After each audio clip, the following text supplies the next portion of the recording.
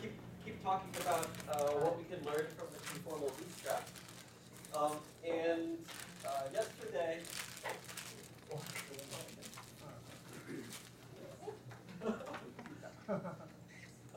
yesterday I told you how to set up the bootstrap and also how we can start analyzing the bootstrap equations by applying functionals. And if you can find a functional with the right positivity properties, then you can prove crossing can never be satisfied, and you can start to rule out various assumptions about the stack. So I wrote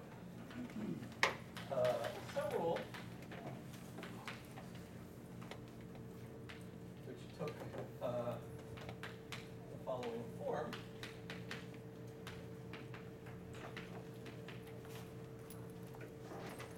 So we've separated out the contribution of the identity operator, and then we have a sum over the dimensions and spins of all the other operators in the spectrum. And we've applied some linear functional alpha to the crossing relation, which maps these functions of the two conformal cross ratios to real numbers.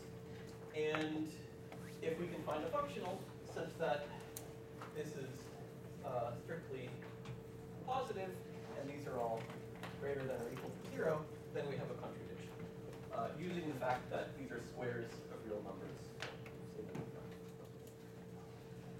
So then at the very end, I told you that lambda is the OBE coefficient. That's right. So here we're looking at 4-point functions with some operator phi, and this is the 3-point function between two phi's and an operator O. So good. So at the end, I told you now we can put this problem on a computer and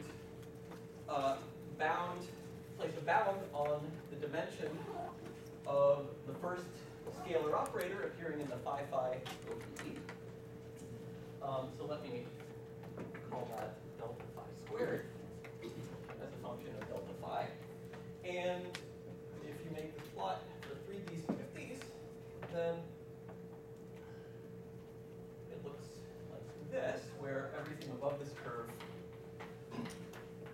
is excluded. And this curve starts at 1/2 1, which corresponds to a free theory.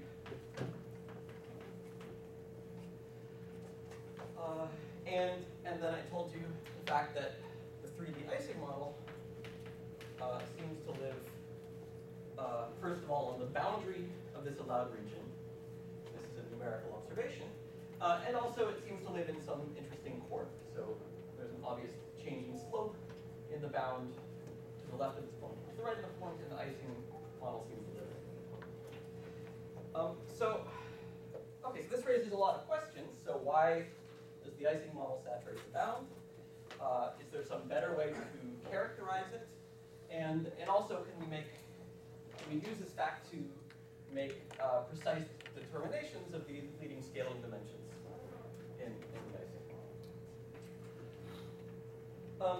So let me start with the question of whether there are other ways to characterize why this solution is special. So a bound on the first scalar dimension isn't the only thing we can do. Okay, we can bound other quantities. And another interesting quantity we can bound is the central charge. So central charge is familiar from 2D CFTs, where it appears in the Virasoro algebra.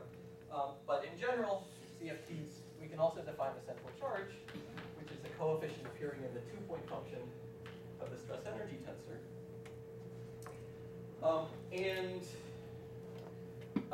Because this 2-point function has some coefficient in it, the 3-point function between two phi's and a t is fixed by a Ward identity to be proportional to the dimension of phi.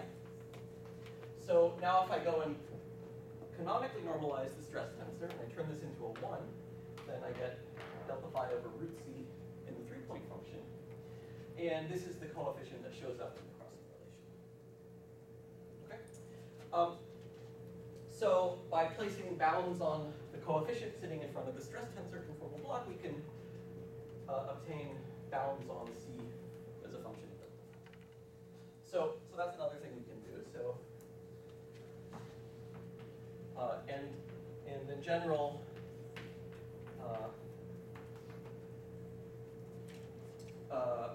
we can obtain upper bounds on this coefficient. The coefficient can't get too big, which turns into a lower bound on the central charge. And, okay, so if I normalize this so that this is the central charge of a free scalar, then I get some lower bound, which looks like that. Maybe I should have put some numbers on here. This is about 0.518 for the dimension of delta phi in the 3D IC model. And this lower bound of the central charge also has a very pronounced minimum at precisely the same value. So this is lower bound, everything below here is excluded. So what this is telling us is that, well, okay, at least it looks very plausible that the 3D Ising model lives inside of this minimum and has a central charge which is lower than a free scalar theory, and perhaps has the lowest central charge of all 3D CFTs.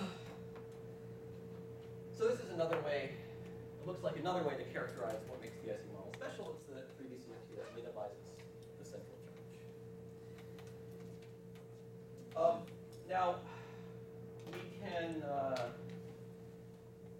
Now we can go further and we can ask, okay, this is another way to characterize it. What about the rest of the spectrum? Something interesting going on there. And actually, there's a very concrete procedure we can follow to reconstruct solutions to crossing symmetry living along the boundary of this allowed region. Okay, so here these are just general bounds, but we can also potentially reconstruct full solutions. And the method we can use to reconstruct full solutions is the following. So first of all, note, so to find this bound, what were we doing? We're saying let's try to maximize alpha of f unit subject to the constraint that it's positive on all these blocks.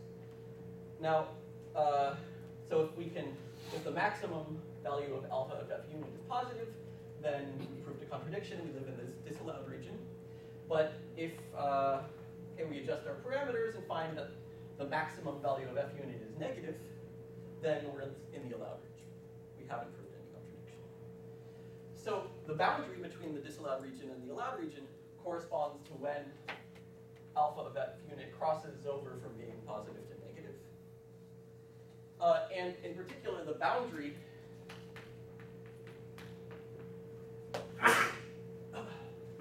being on the boundary means there exists a functional where alpha of f unit equals 0, because it's crossed over from being positive to negative, and we have a sum rule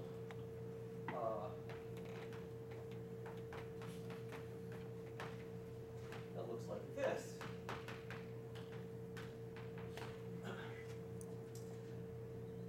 Where we've also imposed the condition that the functional is greater than or equal to 0 on every contribution in here.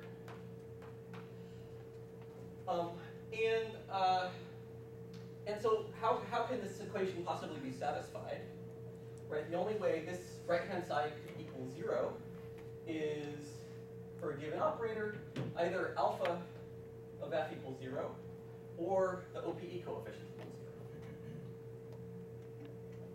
Those are the only possibilities, because we're summing up terms that are either 0 or positive.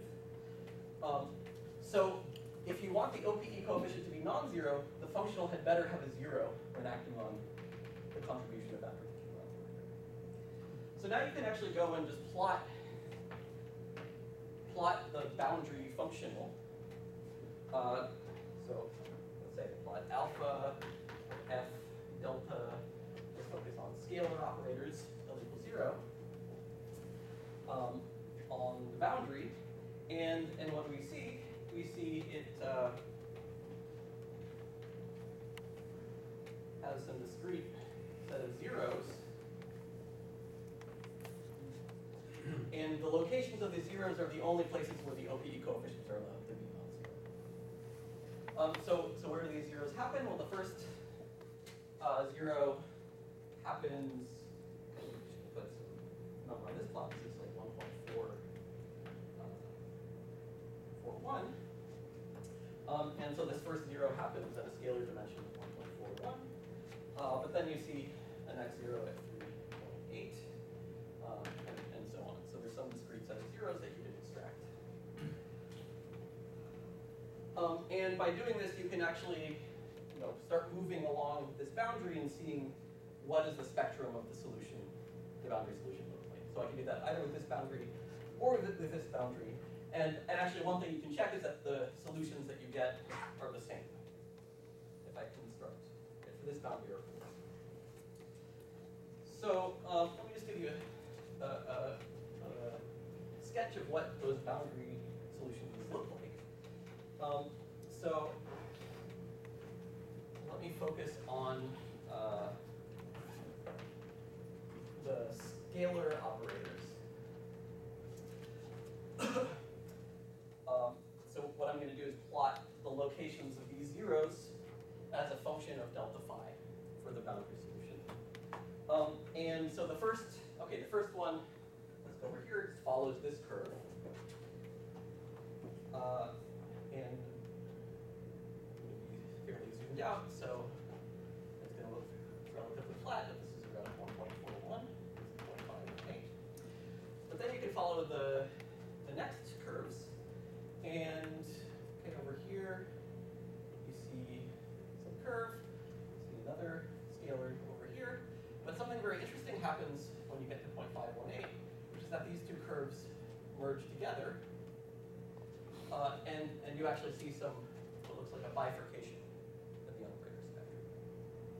And then you can also keep going, and you don't see anything too interesting in the next operators. Okay, so this is 1.4. This is around 3.8,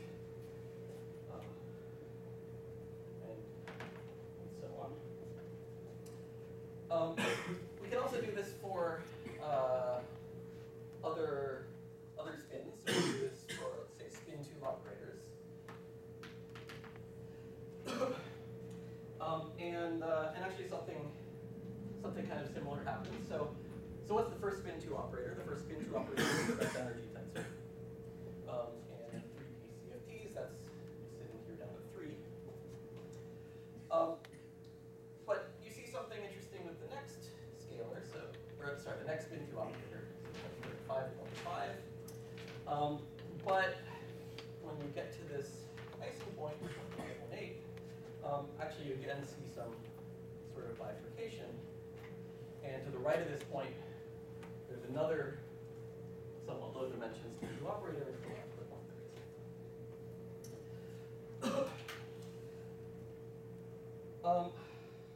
Okay, so clearly there's something interesting going on here. There's, in these plots, it looks like a kink, but you might say, okay, maybe this is some numerical artifact. Maybe it's smoothed out if you zoom in close enough. But by actually reconstructing these boundary solutions, you can see that something very sharp and discontinuous is going on. Okay, so this is a phenomenon that isn't fully understood. This is something we're still trying to understand in the context of the 3D icing model and other strongly coupled CFTs. But it at least should remind you of something. So here what we're seeing is that we have two operators in the spectrum, and right at this point, they can become identified with each other. And the same thing over here, we have two operators, but there's a transition to when they become degenerate with each other and become the same operator. And that's actually the kind of thing that happens. This is not a crazy phenomenon. This is the kind of thing that happens in perturbative theories when you have equations of motion. So just to give an example, if I have a phi to the fourth theory, then there's some equation of motion that tells me that del squared phi is related to phi cubed. Okay. Actually, this equation on its own is a bit different because this equation on its own is telling us that phi cubed, which I thought was part of the spectrum of operators, is actually a descendant. It's a derivative of some other operator. So this means I don't expect phi cubed to appear in the primary spectrum. But this also has, also in a phi to the fourth theory, there's some Z2 symmetry, and this is a relation between the Z2 odd operators. Over here, we've looked at 4-point functions of phi, and in the OPE, we only see Z2 even operators. So we don't have access to this yet. But we can also start writing down relations between Z2 even operators. So this also implies that there's some relation between phi del squared phi and phi to the fourth, for example, which a priori would have said these are two primary operators in my spectrum, but the equation of motion tells me that they're related to each other. And that's at least an intuition that we have for why these kinds of relations might be happening. At generic points in this abstract solution space, you have some set of different operators showing up, but there are special points where they can become related to each other by something like an equation of motion. Only over here, this is a strongly coupled theory, so whatever you're talking about would be some sort of non-perturbative, strongly coupled version of an equation of motion. But this is at least an intuition that we have. So in a second, I'll tell you more about how we can actually access this kind of relation. But first, let me mention that this whole story that I just told you can also be generalized to situations with global symmetries. So let me mention that we're trying to access these two odd operators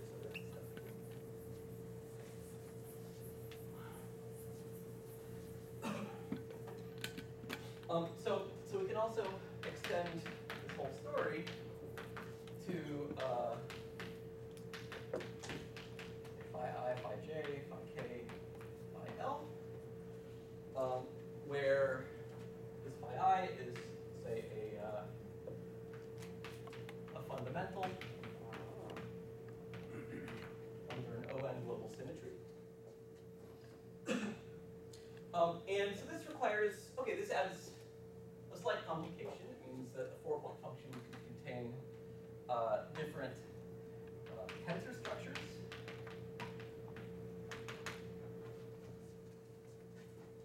Okay, and these are just combinations of delta ij, delta kl, delta ik, delta jl, and so on, corresponding to different representations that can appear in the phi I, phi j OPE. And each tensor structure then comes with some function of the cross ratios. Sorry, this is up to a prefactor, which depends on the scaling dimension of phi. But you can again expand these functions using the phi I, phi j OPE. And okay, in this case, I think a tensor product of two fundamentals, I can obtain singlets, like an identity operator or singlet scalars. I can also obtain two-index symmetric tensors, or I can also obtain two-index anti-symmetric tensors.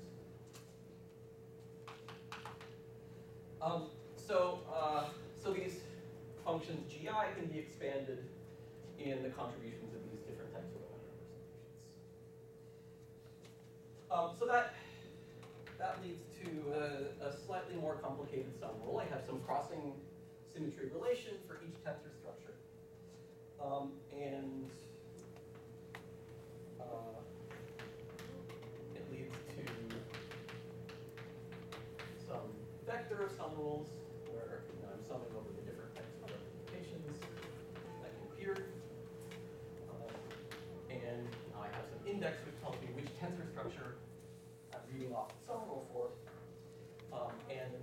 this case, there are three possible tensors. So this is just a slight generalization of what I told you before. You can again apply functions to this and bound OPE coefficients or operator dimensions.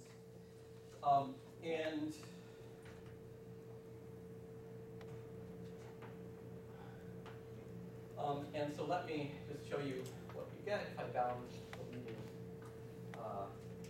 ON singlet scalar, which I'm calling S. So I can actually put this icing kink with no symmetry. Let's call it T2. But this was the icing model. But now we can do this for other symmetries. So there's some curve for O2. There's some curve for O3, and so on.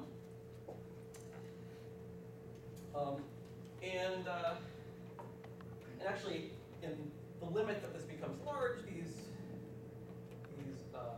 asymptote somewhere up here, where this is a dimension of 2 and 1/2. So call this O infinity. Asymptote.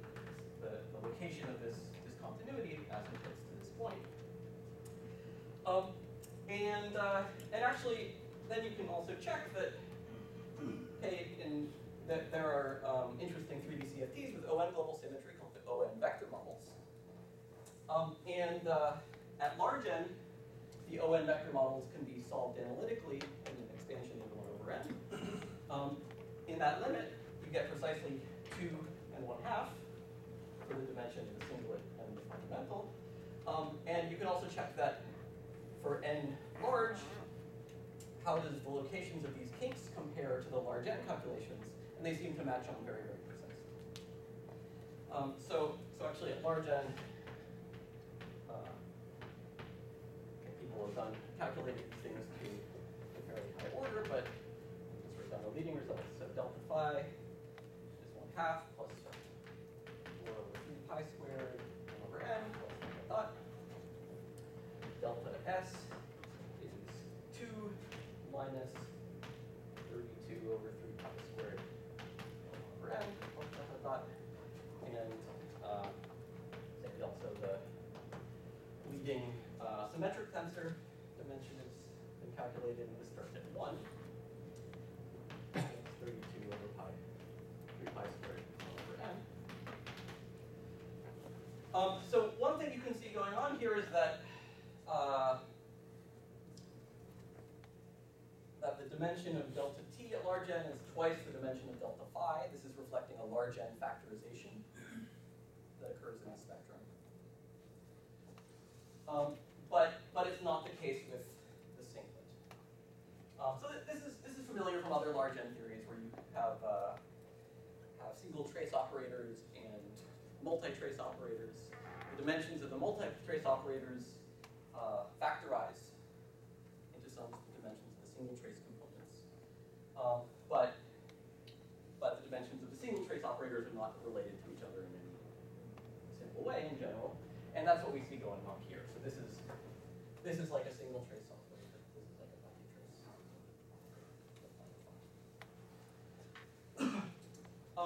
Okay. So actually, yeah. So the locations of these kinks seem to match on the large n predictions.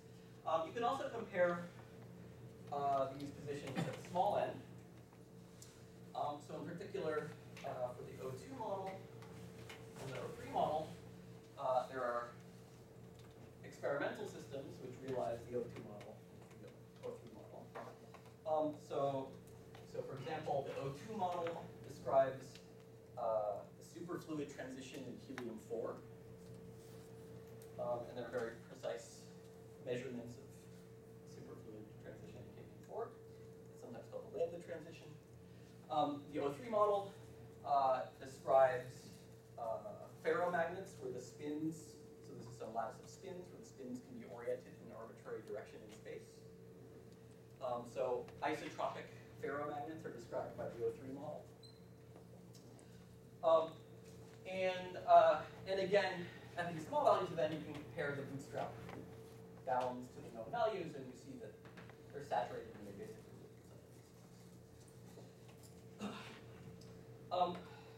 okay, so this whole story, and also this story over here, where you see interesting transitions in the operator spectrum for the boundary solution, extends to the ON. Are there any questions about this so far? Okay. So. Are there lattice studies of these? Yes, absolutely. Yeah. So there are also lattice studies. Bootstrap on them better than that. Let me not quite. So for the icing case, yes. For the ON case, not. So I'll give you a plot in this. I'll show you a plot in a second. But first, okay. Before I mean, so far all we've done rigorously is establish these bounds. So okay, we can guess that we can pick out the locations of the keys, but we don't know what the error bars on that determination are, because these bounds might improve as you include more constraints. So what I want to tell you now is how to actually turn this picture into a more rigorous determination of the scaling dimensions with error bars on all sides. And this also connects to what I was mentioning over here, where in the icing case, so far we've only accessed the Z2 even part of the spectrum, but we haven't yet accessed the Z2 off part of the spectrum. And at least this intuition tells you that the Z2 odd part of the spectrum might be very interesting, because there's this, in the Wilson-Fisher fixed point in 4 minus epsilon dimensions, there's this fundamental equation of motion, which, among other things, tells you that you should expect a big gap in the spectrum of Z2 odd scalar orders. Okay, because the second Z2 odd scalar, which you thought was there, is actually distinct. So, okay, so this requires going to mixed correlators.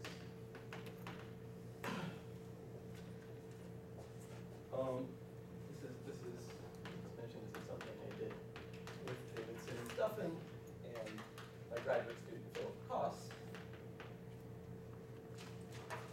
last year. So, okay, so in the case of the icing model,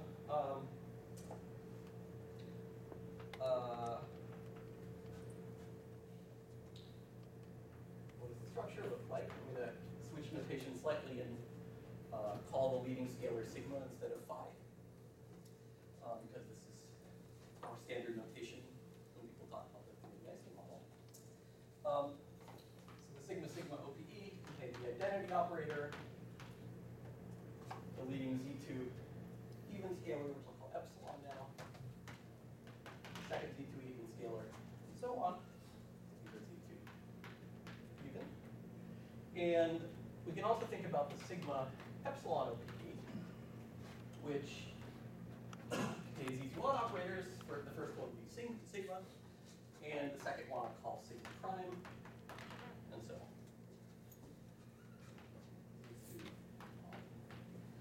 So what I was just telling you is that you might expect that there's a big gap between sigma and sigma prime. And that's something we'd like to explore. So how do we start accessing these Z2 odd operators, in particular sigma prime? Well, we have to go to a correlator like sigma, epsilon, epsilon. Because now I can